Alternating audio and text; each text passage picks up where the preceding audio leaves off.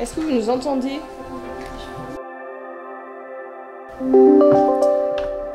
Bonjour Paul. Salut Lisa. Ça va? Bah oui, toi? Bah attends, il manque Sam, Vanessa arrive, Clément. Je sais bien, qui doit me rejoindre. Je m'appelle Lisa, je suis chargée de communication pour la marque Jeannot du groupe Beneteau. Et je suis aussi chef de projet sur The Odyssey Experience. Ah, c'est parti. On a fait une sélection d'une 50aine d'écoles en France. Donc c'était un travail quand même assez conséquent. Et puis après, on a travaillé en fait avec divers pôles. Il a fallu qu'on communique en fait sur le lancement de cet appel à projet. Quand on est un constructeur de bateaux et qu'on veut communiquer, et particulièrement chez Jeannot, on veut communiquer sur l'expérience que nous procure le bateau, plus que sur le produit lui-même. Je suis Paul Blanc, donc j'étais directeur de Jeannot entre 2020 et 2023. Et j'étais à l'origine de l'idée du projet The Odyssey Experience. Aujourd'hui, je travaille toujours dans le groupe Beneteau et sur des projets maintenant pour développer l'accès au nautisme par des alternatives à la propriété. Les 5 projets, il y a un tour de l'Atlantique, un tour de Med et Nord-Europe. Donc on a un bon mix entre Med et le tour classique de l'Atlantique, en fait. Quand je regarde les 5 projets. Je suis Samuel Dubois et je suis le directeur général de Jeannot depuis le 1er septembre 2023. En fait, ça fait 15 ans que je suis chez Jeannot, donc je m'occupais, j'étais parti aux États-Unis en mission pour Jeannot en Amérique du Nord, Amérique du Sud, donc j'étais très au fait de la décision de Paul de lancer ce projet. Paul le lance et c'est une super idée, donc on avait vraiment continué vraiment à aller jusqu'au bout de ce projet-là. C'est ça le plus important au moment où j'arrive le 1er septembre, de pérenniser ce projet.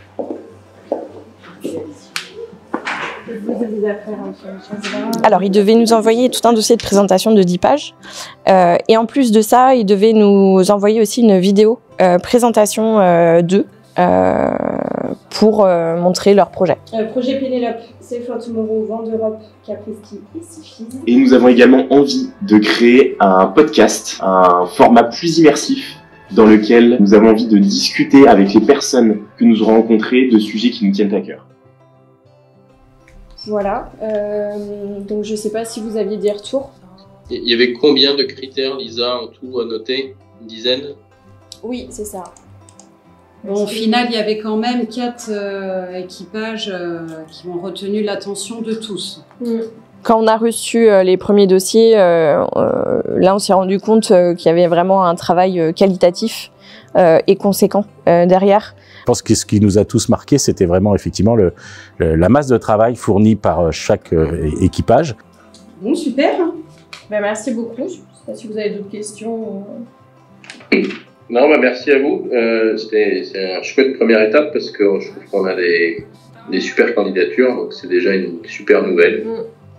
C'est déjà un luxe de partage de choisir entre 5. Donc, Merci à tout le monde. Merci Clément, merci. Ciao, ciao. Salut.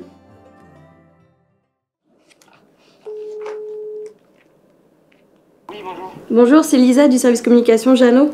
D'accord, oui, vous allez bien? Oui, ça va et vous? Donc on a délibéré, le choix n'a pas été simple. D'accord, oui, oui. Mais du coup, on a le plaisir de vous annoncer que vous êtes parmi les 5 équipages qui passeront des entretiens physiques. Génial. Donc bravo déjà, parce qu'il y a eu un énorme travail de fait, que ce soit sur votre dossier, sur votre vidéo.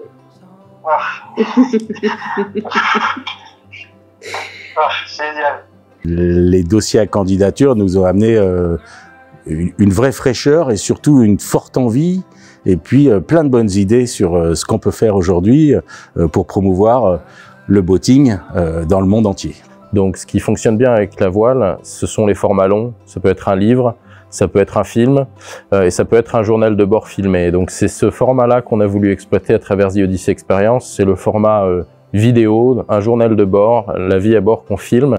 Après, il a fallu faire des choix, donc c'est difficile, mais d'abord et avant tout, la qualité des projets qu'on a reçus et la diversité et les idées, je pense que c'était ça qui nous a le plus marqué et enthousiasmé.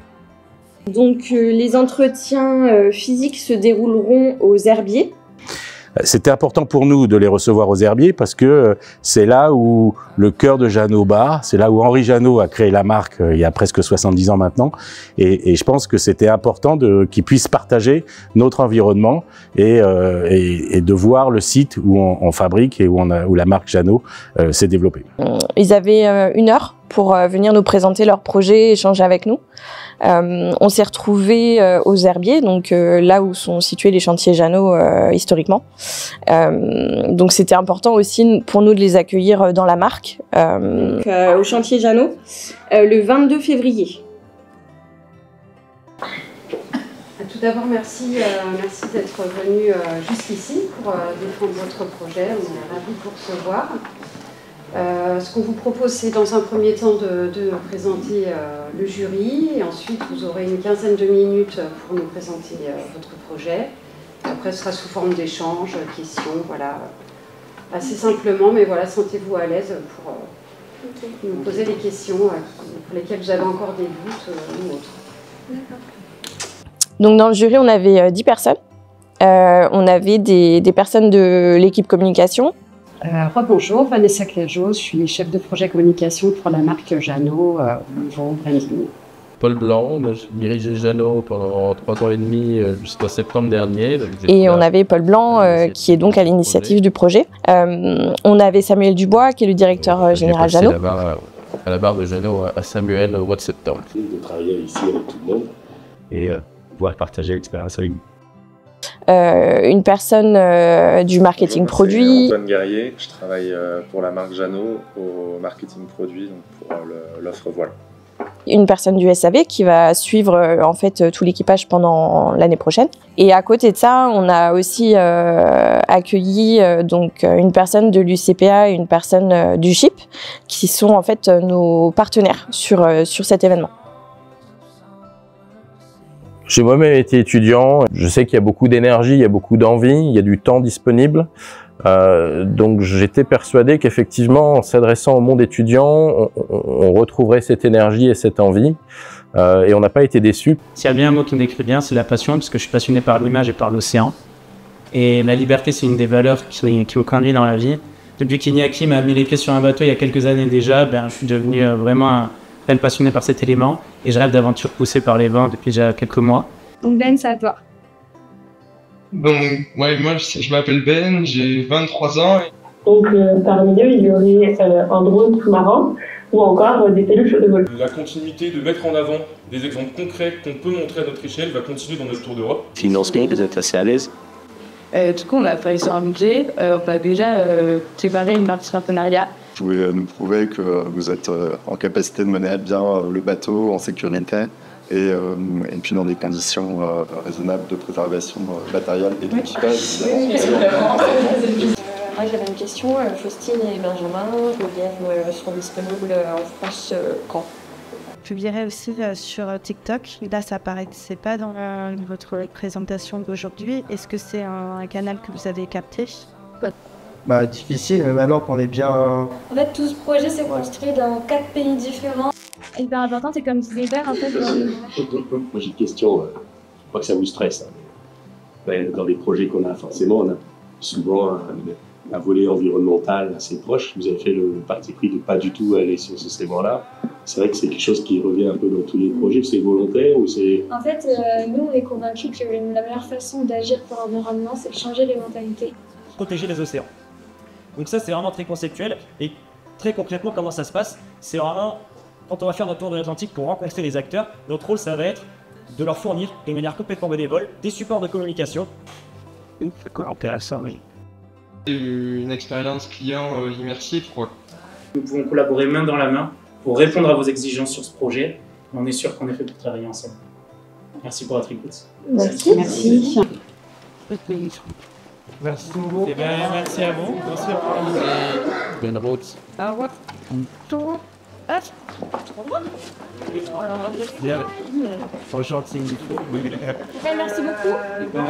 Très bien. Merci. Et puis, on vous tient encore en matinée. Génial. Complètement. Merci. Au revoir.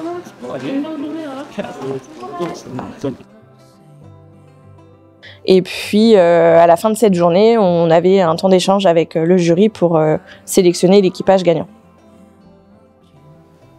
Pour payer une majorité écrasante.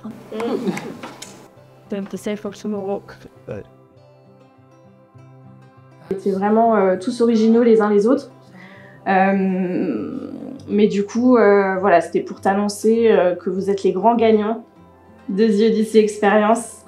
Et vous partez en septembre sur un Sun Odyssey 410. Merci beaucoup Lisa de me l'annoncer comme ça. Félicitations, c'est amplement mérité. Mais non, on a gagné? Oui. Maintenant, vous acceptez qu'on aille en Polynésie? Oui. Mais non, c'est un truc de ouf. Félicitations. C'est que je viens d'envoyer un message à Iñaki, j'étais là, mais Jeannot, il ne répond pas. Mais non, c'est un truc. On l'a choisi, si je résume en un mot, c'est pour l'envie. L'envie et bien sûr une ADN très proche de notre état d'esprit Jeannot. Je pense que c'est vraiment le plus naturel. Il y a les 5 projets étaient top. Il y avait 2 ou 3 projets qui étaient vraiment parfaits, mais c'était celui dans lequel on retrouvait le plus l'ADN Jeannot, et c'est comme ça qu'on est arrivé à cette décision de partir avec Sail for Tomorrow, et qui était vraiment proche ouais, tout de suite, c'était assez naturel. Et c'est ce qui nous a séduit, qui nous a presque émus en conduisant ce jury. C'était de voir les interactions entre les membres des équipages. Et voilà, celui qu'on a choisi, c'est un équipage pour lequel on a eu un vrai coup de cœur, parce qu'il y avait cette complémentarité, c'est une vraie bande de copains. Et pour nous, c'était essentiel que l'équipage qui partait pour cette aventure puisse aussi faire ressortir cette émotion d'une bande d'amis qui réalisent un rêve ensemble. C'est vrai qu'on a été un peu séduits par l'alchimie entre toutes les personnes de l'équipage. On sentait que c'était vraiment une bande d'amis de longue date, et ça nous a aussi rassurés. Parce qu'il faut partir 10 mois sur un bateau, donc c'est assez conséquent. Alors, tous les projets qu'on a reçus avaient des belles causes à défendre, et c'était probablement là où il y avait un choix le plus difficile à faire, parce que toutes les causes se valent. Celui-ci nous a particulièrement séduit parce qu'il y avait 2 volets. Il y avait un volet environnemental, mais il y avait surtout un volet éducatif. Et donc, dans la mesure où il était important pour nous que cette aventure et cette histoire, elle soit avec une forte dimension de partage, cette dimension éducative, elle nous a séduites parce qu'effectivement, il y avait la possibilité pour une population assez large de vivre ce rêve à travers cet équipage. Montrer qu'on peut être aujourd'hui éco-responsable et voyager, c'est ça qu'on a vraiment envie de montrer avec ce projet Sail for Tomorrow. Moi, honnêtement, j'aimerais bien partir avec eux. Non, c'est un super projet, et j'ai vraiment hâte de voir ce que ça va donner dans les prochains mois, et je leur souhaite le meilleur sur cette aventure. Je suis un peu jaloux, mais surtout je suis ravi pour eux, et je suis impatient de voir les images qu'ils vont créer, les histoires qu'ils vont nous raconter. Donc je leur souhaite de vivre une très belle aventure, parce que je pense que vivre ça à cet âge-là, c'est quelque chose qui nous transforme à jamais. Ça va être une bande de copains pour la vie, donc qui prennent un maximum de plaisir, et surtout qui réussissent à le partager avec le plus grand nombre.